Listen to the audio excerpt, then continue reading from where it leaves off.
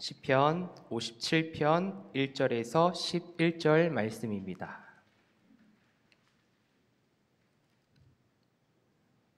주를 참고해 주시면서 함께 시편 57편 1절에서 11절 말씀 구약 843쪽 근처에 있습니다. 저와 여러분이 한 구절씩 하나님의 말씀을 교독하겠습니다. 하나님이여 내게 은혜를 베푸소서, 내게 은혜를 베푸소서. 내 영혼이 주께로 피하되 주의 날개 그늘 아래에서 이 재앙들이 지나기까지 피하리이다. 내가 지존하신 하나님께 부르짖으며 곧 나를 위하여 모든 것을 이루시는 하나님께로다. 그가 하늘에서 보내사 나를 삼키려는 자의 비방에서 나를 구원하실지라. 하나님이 그의 인자와 진리를 보내시리로다. 내 영혼이 사자들 가운데서 살며 내가 불사르는 자들 중에 누웠으니 곧 사람의 아들들 중에라. 그들의 이는 창과 화살이요 그들의 혀는 날카로운 칼 같도다. 하나님이여 주는 하늘 위에 높이 들리시며 주의 영광이 온 세계 위에 높아지기를 원하나이다. 그들이 내 걸음을 막으려고 그물을 준비하였으니 내 영혼이 억울하도다. 그들이 내 앞에 웅덩이를 팠으나 자기들이 그 중에 빠졌도다. 하나님이여 내 마음이 확정되었고 내 마음이 확정되었사오니 내가 노래하고 내가 찬송하리이다. 내 영광아 깰지어다. 비파야 수금아 깰지어다. 내가 새벽을 깨우리로다. 주여 내가 만민 중에서 주께 감사하오며 문 나라 중에서 주를 찬송하리이다. 무릇 주의 인자는 커서 하늘에 미치고 주의 진리는 궁창에 이르나이다. 함께 읽겠습니다. 하나님이여 주는 하늘 위에 높이 들리시며 주의 영광이 온 세계 위에 높아지기를 원하나이다. 아멘. 금요 구역장 성경 공부 자리에 오신 우리 구역장님과 구역원들 환영하고 축복합니다. 이 시간 말씀에 앞서서 우리 서로 축복하는 시간을 갖도록 하겠습니다. 우리 옆 사람 앞뒤 좌우 인사를 나누겠습니다. 잘 오셨습니다. 주님의 이름으로 사랑하고 축복합니다. 네. 사랑의 인사가 넘쳐납니다. 혹시 부족하면 다시 한번 할까요? 네, 우리 얼굴 마주보지 못한 구역원들 있다면 다시 한번 인사 나누겠습니다. 사랑하고 축복합니다. 네, 사랑하고 축복합니다. 네, 오늘도 우리는 집을 나서기 전에 어떤 마음으로 이 자리에 왔는지 늘 생각하게 됩니다. 어느 분은 약속을 미루고 피곤한 몸을 이끌고 오신 분들도 계실 것이고 그저 습관처럼 구역장이라는 의무감에 이 자리에 오신 성도님들도 계실지 모르겠지만 중요한 것은 지금 우리가 어디에 있지요? 교회에 있습니다. 한자리에 모여서 주님의 말씀을 듣고 한마음 한뜻으로 주님을 찬양하고 있습니다. 우리가 주님의 인도하심에 응답하여 이 복된 자리에 함께 있는 줄 믿습니다. 그러기에 더욱 우리의 만남이 귀하고 복된 것 같습니다. 그래서 또 한번 우리 인사를 나눌 텐데요. 만나서 반갑다고 정말 마음을 다해서 사랑의 눈으로 인사를 한번 나눠보겠습니다. 만나서 반갑습니다. 반갑습니다. 네. 네, 아까보다 표정이 더 좋으셔야 됩니다. 만나서 반갑습니다. 네. 환하고 좋습니다. 오늘은 하나님께로 확정된 마음이라는 제목으로 말씀을 나누려고 합니다. 시편 57편은 소제목에서 볼 수 있듯이 다윗이 사울을 피해 동굴에 있을 때 쓴 시입니다. 이 시편 기자는 자신을 위해 모든 것을 이루시는 하나님께 은혜를 간구합니다. 그는 하나님이 인자와 진리를 보내셔서 그를 삼키려는 자의 비방에서 구원해 주시리라 확신을 했고 하나님의 영광이 온 세계 위에 높아지기를 원합니다. 또한 하나님께 마음을 확정하고 감사와 찬송을 드리겠다고 합니다. 이러한 내용을 보면 시편 57편은 탄원시, 이 탄원의 상황 속에서 개인이 하나님께 드리는 청원의 기도라는 것을 알 수 있습니다. 그리고 또한 성경을 덮지 않으셨지요? 여기 57편 위에 또 나옵니다. 알다셋, 이 맞춘 노래라고 소제목이 나와 있습니다. 여기서 이 표제어인 알다셋은 직역하면 멸하지 마소서, 멸하지 마소서. 이 용어가 사용된 정황이나 사용 목적은 명확하거나 정확하지 않더라도 하나님을 이 용어의 수신자로 가정한다면 백성을 고난 속에서 구원해달라는 요청이라고 우리는 이해할 수 있습니다.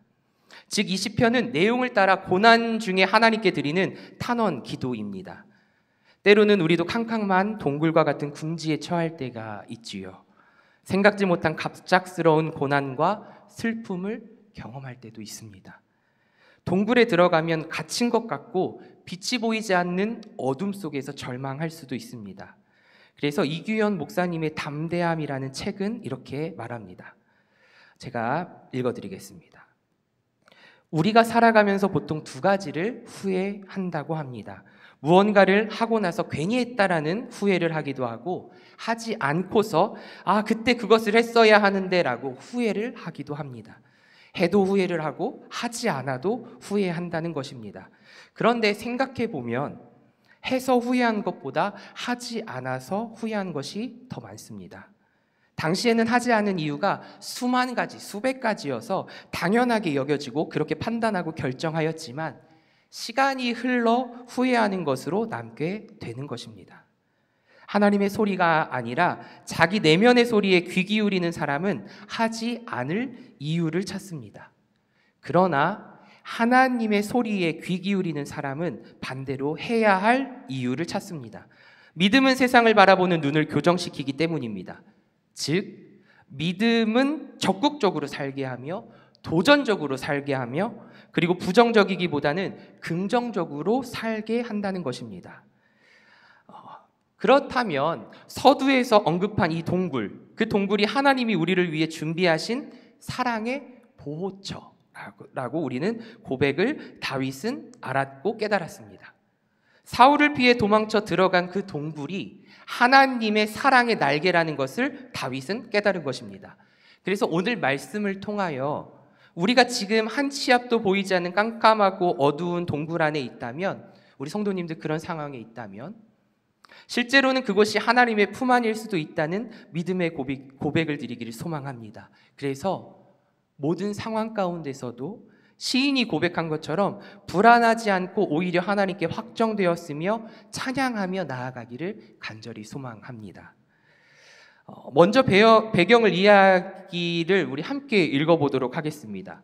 우리 화면 자막과 주보를 보시면 나와 있습니다. 제가 읽어드리도록 하겠습니다.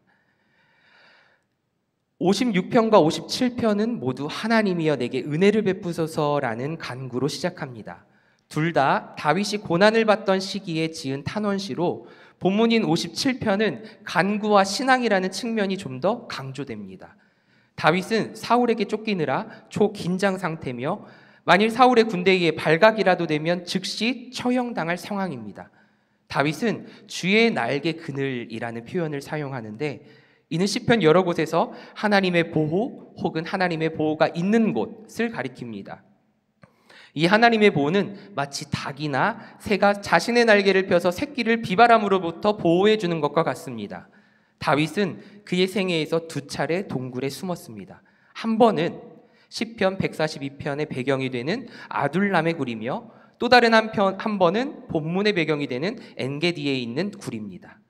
다윗의 추격자 사울은 엔게디에서 다윗에게 죽임을 당할 수 있는 상황에 처하지만 다윗은 그를 죽이지 않고 놓아줍니다.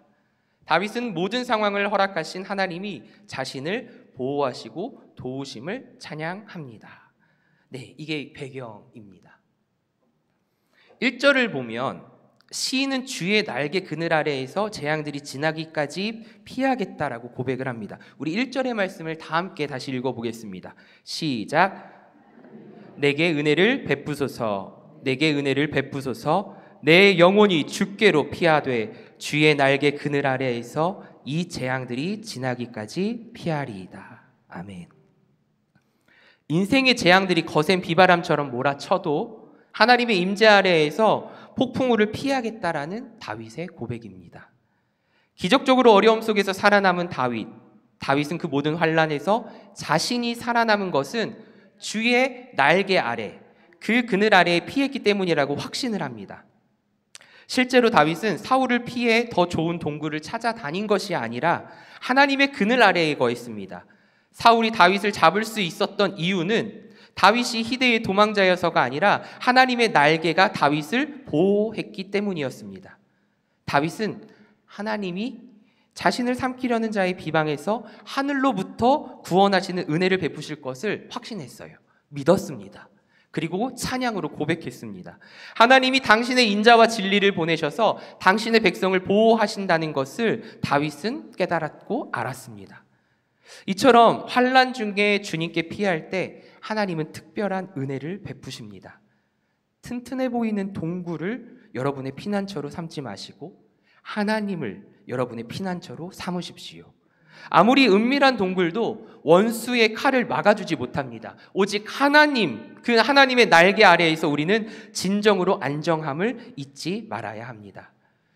그런데 우리 성도님들도 알다시피 우리는 연약합니다. 그것을 부정해서는 안 됩니다. 우리가 연약함을 하나님께 온전히 아뢰야 합니다. 그것을 인정해야 합니다. 다윗도 하나님의 보호하심을 알았지만 연약한 인간이기에 두려워했습니다. 자신을 죽이기 위해 혈안이 된 사울의 불타오르는 증오심을 다윗은 알았고요. 자신의 길 앞에 그물을 준비하고 웅덩이를 파는 원수들로 인해 낙심을 했습니다. 이런 상황에서 다윗은 하나님께 자신이 느끼는 감정을 솔직하게 아뢰입니다. 하나님의 크신 긍휼을 의지했고 하나님께 간구했습니다. 약자를 공격하는 악인들을 하나님께 고발을 했고 자신의 억울한 상황을 기도로 아뢰는 모습을 우리는 성경을 통하여 볼 수 있지 않습니까? 그래서 말씀 나누기 1번, 이 1번을 보시면 사울을 피해 굴에 숨어있던 다윗은 자신이 처한 상황을 어떻게 표현했나요? 라는 이 질문에 다윗은 자신의 영혼이 사자들 가운데에서 살고 불사르는 자중에 누워있는 것 같이 목숨이 경각에 달려있다며 영혼의 억울함을 호소하고 있었습니다. 위기 가운데 있는 성도가 할 수 있는 것이 과연 무엇일까요? 우리가 할 수 있는 것이 무엇인가요? 그저 후회하는 것일까요? 우리는 주님 앞에 먼저 나와 기도해야 합니다. 주님 앞에 나와 기도하는 그 앞에 뭐가 붙었죠? 먼저. 세상의 도움을 구하기 전에 먼저 하나님께 도움을 구하며 하나님께 나의 상황을 솔직하게, 우리의 모든 것들을 아시는 주님이시지만 나의 마음을 솔직하게 하나님께 호소해야 하는 것입니다. 하나님께 기도로 간구하며 아뢰일 때 하나님의 자비와 도우심으로 위기를 극복할 수 있을 것입니다. 우리에게 이길 힘과 지혜와 용기를 더하여 주실 것입니다. 오늘도 우리는 이 믿음으로 기도하며 나아가는 줄 믿습니다. 그리고 이 믿음을 더욱더 달라고 주님 앞에 겸손히 기도로 나아가는 복된 성도들이 되기를 간절히 축복합니다. 적용과 나눔에 보면 그렇다면 성도들은 위기가 있을 때 어떻게 해결하나요? 흔들리는 마음과 두려운 마음을 어떻게 붙잡고 살아가고 계십니까? 라는 이 질문이 있습니다. 원수들이 그물을 치고 걸리기만을 기다리는 상황에서 다윗이 선택한 것은 무엇일지요? 우리는 이것을 주목해야 합니다. 그는 자신의 마음 중심을 하나님께 고정하고 그분을 찬송하며 나아갔습니다. 자신의 마음을 하나님께 고정하고 입술을 열어 하나님을 찬송했습니다. 원수들이 다윗을 잡기 위해 굳건히 고정했지만 다윗은 하나님께 자신의 마음이 확정되었다고 8절에서 표현하고 있지 않습니까? 이는 비록 원수는 다윗을 잡고자 그물을 고정했지만 다윗은 모든 상황을 역전시키는 하나님을 신뢰하기에 그의 마음은 오히려 하나님께 더욱더 고정되었음을 의미합니다. 이처럼 하나님을 더 신뢰하며 자신의 기도와 간구를 대적보다 크신 하나님께 드리는 찬양으로 승화시킨 이 다윗처럼 우리도 이 어렵고 힘든 상황이 있을지라도 우리가 의지할 대상이 하나님밖에 없음을 우리는 알아야 하고 잊지 말아야 하고 늘 마음에 품고 살아가야 합니다. 그리고 그렇게 의지하고 나아가겠다는 결단의 고백이 필요합니다. 신앙생활은 혼자 하는 것이 아니라고 했지요. 우리는 마지막 심판 때에 하나님과 독대한다라고 하지만 오늘 이 자리에 함께 사랑의 교제를 나누며 함께 이 자리에 모여서 하나님의 말씀을 듣는 이 시간처럼 우리의 신앙은 함께 가야 합니다. 그래서 격려해주고 힘을 더 복돋아 줘야 하고 기쁨을 나눠야 되고 슬픔도 나눠야 합니다. 무엇보다 앞서서 우리는 하나님의 사랑을 함께 나누어 줄 알아야 합니다. 하나님을 찬양할 줄 알아야 됩니다. 어떤 찬양일까요? 나를 도우시는 하나님. 어려움에 슬픔에 잠긴 우리 구역원들을 위해 우리는 기도하며 찬양할 수 있어야 합니다. 그를 위하여 기도해야 하며 그를 위하여 찬양하며 힘을 주어야 합니다. 그것이 우리가 하나님께서 우리에게 주신 선물이 아닐까요? 외롭고 쓸쓸할 때 우리 교회에서 사랑하는 우리 구역원들과 우리 교인들, 성도들이 한자리에 모여서 마음을 나누고 사랑을 나누고 하나님의 말씀으로 위로함을 얻는 것이 얼마나 기쁘고 감사한지 모릅니다. 그것을 우리는 놓치며 살지 않기를 간절히 바랍니다. 우리를 외면치 아니하시고 작은 신음에도 응답하시는 나의 하나님, 우리의 하나님, 나의 아버지를 찬양하며 나아가기를 소망합니다. 그래서 찬송은 하나님이 역전의 은혜를 주시는 통로라고 설명을 합니다. 다윗은 2번 말씀 나누기의 질문처럼 하나님의 인자하심이 크고 그분의 진리가 궁창에 이를 만큼 높기에 고난의 상황에서 마음을 확정하고 하나님을 찬송하였습니다. 이렇게 우리는 대답할 수 있어요.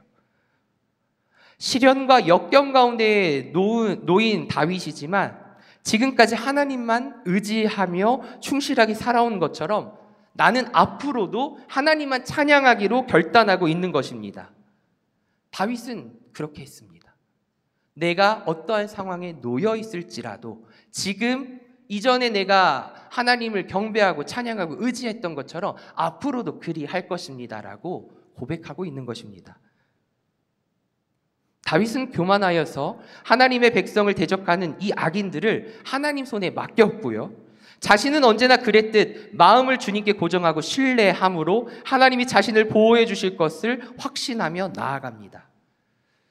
그렇다면 우리의 삶을 좀 봐야 되겠죠. 우리는 세상을 살아가다 보면 삶 가운데에 시련과 역경이 찾아옵니다. 없다고 하는 사람이 간혹 있는데요. 각자 느끼는 감정의 차이가 있을 뿐 없는 사람은 없습니다. 그리고 그 역경과 고난을 받아들이는 생각의 차이는 있을 수 있지만 누구나 시련과 역경은 겪습니다. 그럴 때 우리는 누구를 신뢰하고 의지합니까? 사랑하는 가족, 내 친구, 그리고 내가 가지고 있는 물질, 명예. 우리는 무엇을 의지합니까? 지금 나열한 그것들이 잘못됐다라는 것이 아닙니다. 당연히 사랑하는 가족을 의지할 수 있어야 하지요. 친구를 의지할 수 있으면 더더욱 좋지요. 이웃, 사랑하는 우리 구역원들 함께 아픔을 나누면서 이겨나가는 거 너무나도 중요하지요. 내가 가지고 있는 돈으로 누군가의 아픔과 누군가의 어려움을 해결해 줄 수 있다면 그것도 감사지요. 역경과 고난을 헤쳐나갈 수 있다면 그것도 좋은 거지요. 그런데 그 전에 먼저 하나님께 나아가는 우리의 믿음이 되기를 소망합니다. 먼저입니다. 다윗의 고백을 통해 우리는 지혜를 얻기를 원합니다. 첫째, 다윗은 자신에게 상황과 환경을 극복할 수 있는 힘이 없음을 인정하고 하나님께 은혜와 자비를 구했습니다. 그리고 둘째, 다윗은 하나님만이 이러한 상황 속에서 자신을 구원해 주실 유일한 분임을 인정하고 하나님만 의지할 것을 고백했습니다. 셋째, 다윗은 간구한 후에도 아무것도 하지 않는 것이 아니라 자신의 적이 누구이며 그들이 어떠한 자인지 파악을 했어요. 넷째, 다윗은 자기 자신은 적들과 같지 않은지를 스스로 살폈고 자신의 죄를 회개함으로 주님께 나아갔습니다. 이 넷째, 나는 그렇지 않은가? 나에게 아픔과 슬픔을 주고 역경과 고난을 주는 그 사람과 똑같은 사람은 아닌지, 나도 누군가에게 아픔을 주고 슬픔을 주는 당사자가 아닌지, 이 다윗도 되돌아봤고 자신의 적이 누구인지 파악했다면 되돌아서 스스로 자기 자신을 살폈고 자신의 죄를 회개하며 주님께 나아갔습니다. 그리고 다섯째, 다윗은 하나님께서 당신에게 나아오는 자를 외면하지 않으시고 그들을 인도에 안전하게 지키시고 영적 전쟁 가운데 승리케 하시는 분임을 믿으며 겸손하게 주님께 나아갔습니다. 여기에 포인트는 겸손하게입니다. 왕이잖아요. 그럼에도 하나님 앞에서 다윗은 겸손하게 나아갔습니다. 나의 삶의 주권이 누구에게 있는지, 내가 믿음의 눈을 들어 바라보고 있는 이가 누구인지, 내가 찬송하는 대상이 누구인지 다윗은 알았습니다. 그래서 겸손할 수밖에 없었습니다. 하나님 없이는 살 수 없는 존재임을 첫 번째 고백했기 때문에, 그것을 알았기 때문에 다윗은 철저하게 하나님 앞에서 겸손하게 나아갈 수밖에 없던 존재였습니다.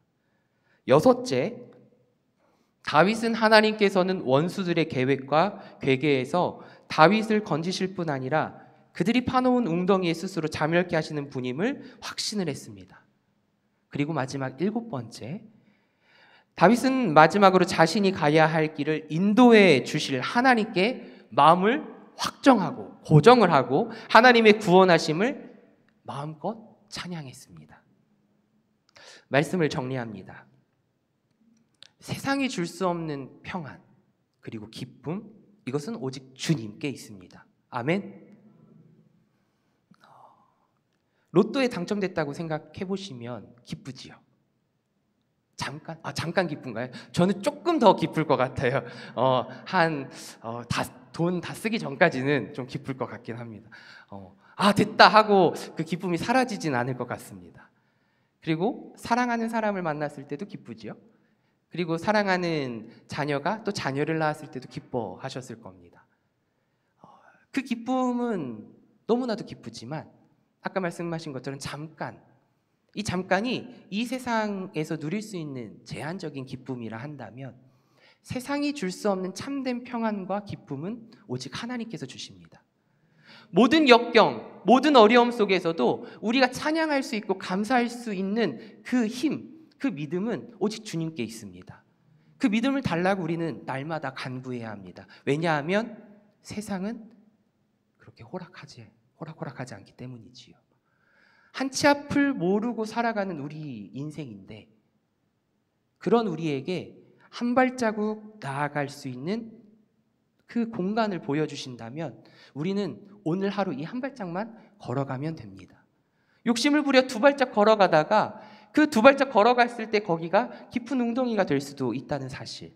그래서 주님은 한 발자국밖에 보여주지 않았을 수도 있겠다라는 그 믿음으로 우리는 주님께 뜻을 구하며 주님과 동행하며 늘 걸어가는 우리의 삶이 되기를 소망합니다. 그 믿음이 있다면 우리의 목자가 되어주셔서 우리를 푸른 풀과 쉴만한 물가로 인도해 주시는 주님을 믿고 따를 수가 있을 줄 믿습니다. 4절에 사망의 음침한 골짜기로 다닐지라도 해를 두려워하지 않을 것은 오직 주께서 나와 함께 계심이라. 아멘입니까? 우리는 그런 믿음의 고백을 하루하루 살아가면서 고백할 수 있어야 됩니다. 그런데 막상 힘들면 이런 고백이 나오지 않아요. 그럴 때 우리 구역원들이 함께 기도해 줘야 합니다. 내가 기도할 수 없을 때 나를 위해 기도해 줄 수 있는 사람이 우리 구역원들이 되기를 소망합니다. 남들의 아픔을 외면하고 나의 아픔만 보는 것이 아니라 하나님이 나를 사랑하시든 내가 내 이웃을 사랑하라는 주님의 말씀을 묵상할 때에 우리는 그 말씀 앞에서 나의 아픔 이것으로 끝나는 것이 아니라 그 너머 있는 하나님을 바라보며 그 위로하심을 얻었다면 지금 내 옆에 있는 내 이웃들의 그 아픔을 외면치 않고 그들을 위해 기도해주고 내가 해줄 수 있는 것이 무엇인지 고민하며 함께 주님의 길을 걸어갈 수 있는 우리가 되기를 소망합니다. 사랑하는 성도 여러분, 오늘 말씀을 통해 우리의 상황과 형편을 아시는 주님께 은혜를 간구하며 나아가는 우리의 삶이 되기를 소망합니다. 그리하여 하나님께로 확정된 마음이 우리 가운데 굳건히 세워지기를 소망합니다. 그 삶을 우리는 살아낼 수 있습니다. 내 힘으로, 하나님의 힘으로, 하나님께서 주시는 그 힘으로 내가 연약할지라도 나와 함께 하시는 하나님을 붙들고 살아갈 때 그 역경과 고난이 나를 짓누르고 있어서 기도할 힘조차 없을 그때에 내 옆에 있는 동역자들이, 구역원들이, 사랑하는 나의 형제, 자매들이 함께 기도해 줄 것입니다. 그 자리가 되는, 그 믿음의 공동체가 되는 우리 남성교회 구역 식구들이 되기를 간절히 소망합니다. 우리 다 함께 말씀으로 기도하기 읽고 찬양하며 기도하고 마치도록 하겠습니다. 우리 말씀으로 기도하기입니다. 다 함께 읽겠습니다. 시작. 은혜를 간구합니다. 제 마음을 확정하고 거룩함과 순결함으로 주님 앞에 나아가 찬양의 제사를 드리니 인자와 진리로 저를 보호하시고 승리하게 하소서. 아멘. 마음을 담아 오직 믿음으로 찬양 함께